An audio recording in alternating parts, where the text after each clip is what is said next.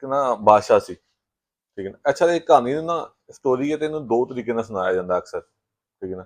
ਕਹਿੰਦੇ ਜੀ ਰਾਇਆ ਬੜੀ ਖੁਸ਼ ਸੀ, ਤੇ ਦੂਜੇ ਪਾਸੇ ਕਹਿੰਦੇ ਕਿ ਉਹ ਬਾਦਸ਼ਾਹ ਸੀ, ਉਹਨੇ ਪੁਲ ਬਣਵਾਇਆ ਤੇ ਉਹਨੇ ਕਿਹਾ ਜੀ ਕਿ ਇਹਦੇ ਉੱਤੇ ਨਾ ਲੱਗੇ ਕਰੇਗਾ ਟੈਕਸ। ਜਦੋਂ ਬਾਦਸ਼ਾਹ ਨੇ ਪੁਲ ਬਣਵਾਇਆ ਤੇ ਬਾਦਸ਼ਾਹ ਨੇ ਕਿਹਾ ਜੀ ਤੇ ਟੈਕਸ ਜਿਹੜਾ ਲੱਗੇਗਾ ਨਾ ਉਹ ਲੱਗੇਗਾ ਕਿ ਲਿੱਤਰ ਵਜਨ ਕਰਨ ਦੇ।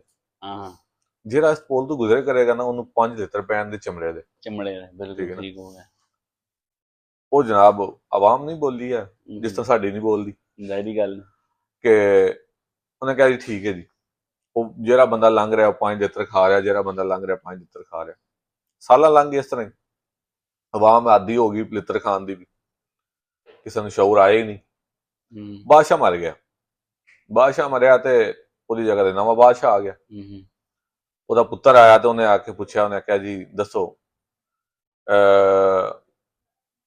ਮੇਰੇ ਅੱਬੇ ਦੇ ਜਨਾ ਦੌਰ ਚ ਦੇਣਾ ਤੁਹਾਨੂੰ ਕੀ ਮੁਸ਼ਕਲਾਤ ਆਈਆਂ, ਪਾਲਿਸੀਜ਼ ਦੇ ਹਾਂ ਕੀ ਚੇਂਜ ਹੋਣਾ ਚਾਹੀਦਾ, ਕੀ ਤੁਹਾਨੂੰ ਨਹੀਂ ਪਸੰਦ ਹੈ। ਤੋ ਆਵਾਮ ਨੇ ਨਾ ਯਕ ਜ਼ੁਬਾਨ ਹੋ ਗਿਆ ਕਿ ਉਹਨੇ ਕਿਹਾ ਤੁਹਾਡੀ ਮਿਹਰਬਾਨੀ ਪੁੱਲ ਤੇ ਬੰਦੇ ਵਧਾਓ, ਠੀਕ ਹੈ ਨਾ, ਲਿੱਤਰ ਮਾਰਨ ਵਾਲੇ, ਤਾਂ ਕਿ ਛੇਤੀ ਛੇਤੀ ਲਿੱਤਰ ਖਾਈਏ ਤੇ ਛੇਤੀ ਛੇਤੀ ਕੰਮ ਤੇ ਜਾਈਏ। ਤੇ ਹੁਣ ਇਸ ਟਾਈਮ ਜਿਹੜੀ ਨਾ ਸਾਡੀ ਜਿਹੜੀ ਹਕੂਮਤਾਂ ਨੇ ਨਾ ਉਹ ਉਸ ਬਾਦਸ਼ਾਹ ਕੋ ਸਬਕ ਲੈ ਰਹੀਆਂ ਨੇ। ਉਹ ਲਿੱਤਰ ਵਧਾ ਰਹੀਆਂ ਨੇ ਲੇਕਿਨ ਬੰਦੇ ਉਨੇ ਹੀ ਨੇ, ਤੇ ਅਸੀਂ ਉਸ ਚੀਜ਼ ਦੇ ਆਦੀ ਹੋ ਰਹੇ ਹਾਂ। ਤੇ ਅਸੀਂ ਉਹਦੇ ਖਿਲਾਫ ਬੋਲਦੇ ਨਹੀਂ ਆ ਕਿ ਲਿੱਤਰ ਖਤਮ ਕਰੋ, ਤੁਹਾਡੀ ਮਿਹਰਬਾਨੀ। ਹਾਂਜੀ।